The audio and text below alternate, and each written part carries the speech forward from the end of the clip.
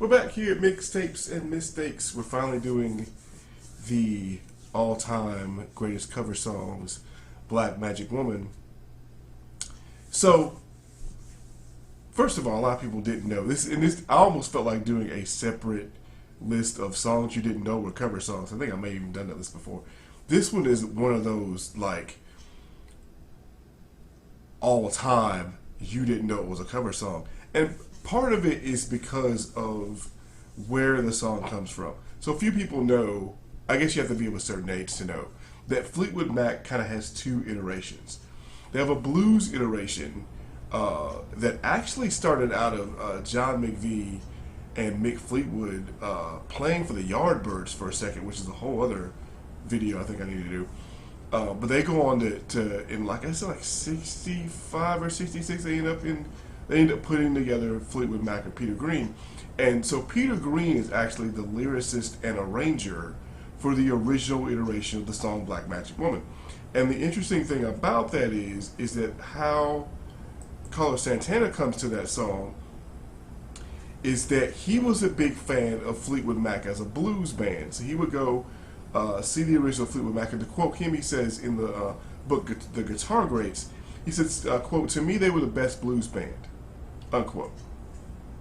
So what Carlos Santana does to make this a major hit, and this kind of actually goes in a similar vein to Chaka Khan's biggest hit, I Feel For You, where if you go back and listen to Prince's original cut of that song on his first record, the bones of the song are there. Like the basic kind of arrangement, the way the song is built is in Prince's version. What they do with Chaka Khan is they add that really sad harmonica part, which I talked about in that video. They add some redub, they had some sampling from a couple records, which I don't think I talked about in that video. And they kind of rearranged the song in a way, or at least the trappings of the song they rearranged in a way to where the structure is there, but the melody is a little different, and the overall soundscape of the song is different.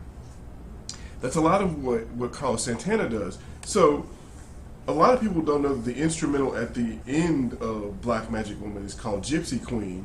It was written by Hungarian jazz great Gabor Zazbo. I'm sure I'm butchering that. If you go back and listen to Santana's Greatest Hits album from 1974, they've omitted that cut, but most radio stations will play them together as one song. So the original version of the song is on Fleetwood Mac's first UK album called I Loved Another Woman. Mick Fleetwood is often called the original version, quote, 3 minutes of sustain and reverb guitar with 2 exquisite solos from Peter, unquote. So Peter Green ends up leaving Fleetwood Mac because he really it's almost the Pete Best story from the Rolling Stones, not from Rolling Stones, from the Beatles. You know, Pete Best basically the short version of that story is that the Beatles end up in Hamburg, kind of honing their chops. And my joke about the Beatles is that they're the only band that can start as the Rolling Stones and end up being the Beatles. Well, Pete Best ended up getting left behind in Hamburg because he's just stuck living the way they lived.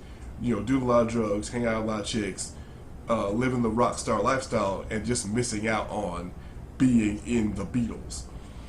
Well, Peter Green kind of goes through a similar thing. He gets turned on to acid by a lot of people he's hanging out with, and he ends up basically leaving Fleetwood Mac because of it.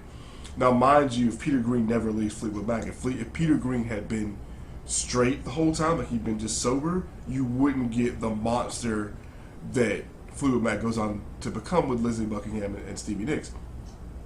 Well, the royalties from Santana's cover version, because Santana's cover version is a monster hit, the royalties from that version basically keep Peter Green out of the poorhouse after he leaves Fleetwood Mac. When he left Fleetwood Mac, Green gave most of his money away to people, and he found himself broke in the 70s. And if he didn't get the checks from the early hits that the band wrote and from Santana's cover, he would have never made it. And that wasn't even a well-known story. I didn't find it out until I did start doing the research for it. And even the crazy thing about that song is, and you have to remember, Santana's is. Let's talk about the structure of the song and what Carlos Santana did to it too, which I think I kind of just skipped over. So he incorporates a lot of Latin textures to the song, but keeping a lot of the basic sound. And he doesn't even sing on this song. That's the other crazy thing.